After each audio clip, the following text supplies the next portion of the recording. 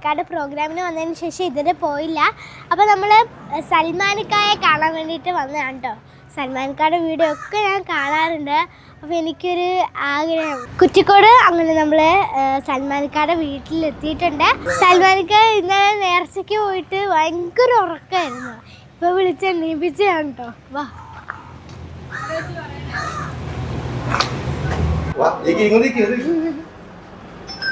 സുഖാണോ? സൽമാനിക്കായെ പോലെയുള്ളവർക്കൊക്കെ സൽമാനിക്ക ഒരു പ്രചോദനമാണ് അല്ലേ?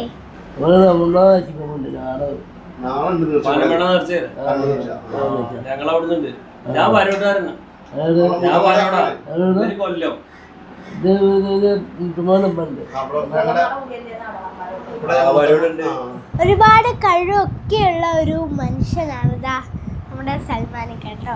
വെരി വെരി സ്പെഷ്യലായ ഒരാളാണ് കേട്ടോ നമ്മുടെ സൽമാനിക്ക. എല്ലാവർക്കും ഒരു മോട്ടിവേഷനായ ഒരു അത്ഭുതമാകുന്ന ഒരു ആളാണ്. സൽമാനിക്കായെ കാണാൻ പോയത് വെറും ഒരു വിസിറ്റ് മാത്രമായിരുന്നില്ല, ആഗ്രഹിച്ച് ഉറപ്പിച്ച് തന്നെ പോയതാണ്. കാരണം സൽമാനിക്ക സമൂഹത്തിന് നൽകുന്ന ഒരു പാഠമുണ്ട്. ഒരു സ്വപ്നവും ചെറുതല്ല, ഒരു വൈകല്യവും സ്വപ്നങ്ങളിൽ നിന്ന് പിടിച്ചു കെട്ടില്ല. കുട്ടികളുടെ വൈകല്യങ്ങളിൽ പരിതപിക്കുന്ന മാതാപിതാക്കളോ സമൂഹമോ ഉണ്ടെങ്കിൽ അതാണ് ഏറ്റവും വലിയ വൈകല്യം. വീടിന്റെ 4 ചുമരുകൾക്കുള്ളിൽ ഒതുങ്ങി പോകേണ്ടിയിരുന്ന സൽമാനിക്കയെ ലോകം അറിയുന്ന സെലിബ്രിറ്റി ആക്കി മാറ്റിയതിന് പിന്നിൽ തീർച്ചയായും വീട്ടുകാരുടെയും നാട്ടുകാരുടെയും വലിയ പങ്കുണ്ട്. പ്രത്യേകിച്ച് നമ്മുടെ DK ഉണ്ടപ്പായ എന്ന സുഹൃത്തുക്കളുടെ. അവരെ കാണാൻ പറ്റിയില്ല. അവർ കഴിഞ്ഞ ദിവസത്തെ നേർച്ചയുടെ പ്രോഗ്രാമിന്റെ ഒക്കെ ക്ഷീണത്തിലായിരുന്നു.